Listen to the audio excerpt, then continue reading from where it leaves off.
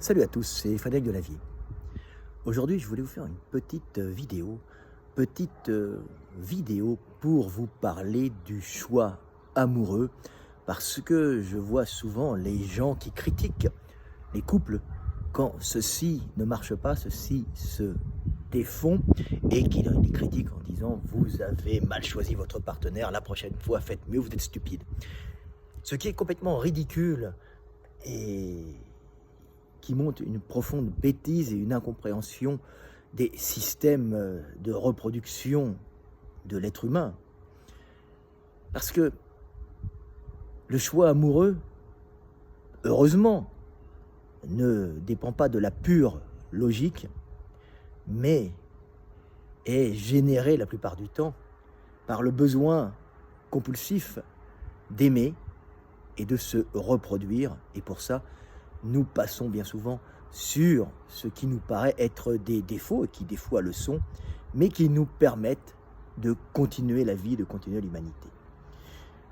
Pour cela, je vous ai écrit un petit texte philosophique qui, je l'espère, vous fera réfléchir sur le monde. Petit texte que vous trouverez bientôt dans la suite de l'éveil des consciences, qui va être sûrement fait pour la rentrée après les vacances. On va le faire cet été.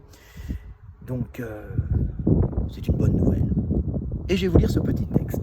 Ce petit texte s'appelle « Le choix du mal ». En amour, il est souvent impossible de faire le bon choix pour réaliser notre petit bonheur individuel. Car, enivrés par nos sécrétions hormonales, la nature nous pousse inexorablement à trouver les femmes attirantes et aimables, même si celles-ci ne sont le plus souvent que de sinistres individus égoïstes et méchants, comme nous le sommes fréquemment nous-mêmes. Mais ce système marche et permet le renouvellement des générations. Et s'il fallait attendre la femme parfaite pour s'unir, à force de chercher et de ne rien trouver, l'humanité finirait par disparaître. Ainsi, en amour, d'un point de vue individuel, le bon choix peut paradoxalement être une catastrophe. L'essentiel étant que par nos unions charnelles, l'humanité se perpétue. Vous voyez bien que l'essentiel dans ce monde n'est pas nous, les petits individus, mais le groupe dans son ensemble, pour que la vie perdure et pour que le monde, ou Dieu, puisse vivre et aimer conscient par le Verbe en nous tous. Voilà, petite vidéo qui, je l'espère, vous aura permis de vous élever au-dessus de la masse putride des abrutis. Abrutis à qui il ne faut pas jeter la pierre, car ils ne sont que le résultat, des fois, des échecs et des ratés du monde. Voilà.